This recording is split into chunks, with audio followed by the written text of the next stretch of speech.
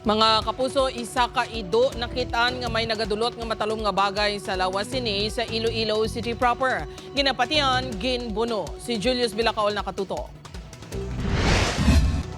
Masami nga nagasayo sa Tianguis ang pamilya Aguado sa Mapa Street, Iloilo City proper. Ang isa ka puti nga layaw nga ido nga ginatawag kay Chiki. Mga alas 8 kagabi, ilagin kakibot nga pagsampot sini. May nagatublok nga bagay sa ilawas. Isang pagsulod at di kadalagan, may nagatabit na di nga daw si Bat sa likod daw. Tamo to nga daw, kami kayo dadlock man kami magdakop, kay basib lakadton kami. Gilayon sila nagpakigangot sa Animal Welfare Group nga Ilonggo Puspins. Bangod ang grupo ang nakasentro sa mga kuring. Nagpanawagan nini sa rescue, nga ginsabat naman sang Ilonggo Aspins. It so happen nga nakita ako bala ang case, sir, so hindi pwede nga i-ignore lang. Gilayon gindala si Chiki sa veterinaryo kagin paidalom sa operasyon. Kag nagapabilin sa klinika para maobserbahan.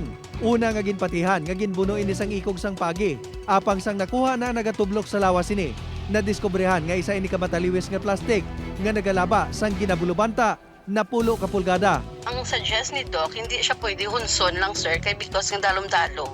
Ang iya nga liver, kag ang iya nga mga intestine sa sulod ni igo. Wala naging report sang grupo sa otoridad ang insidente. Wala man sa nakasaksi kung ano ginang natabo. Apang panugyan sang Iloilo City Veterinarian, mas maayo gid nga ang mga kasubong sini nga insidente ipahibalo sa kapulisan para maimbestigaran.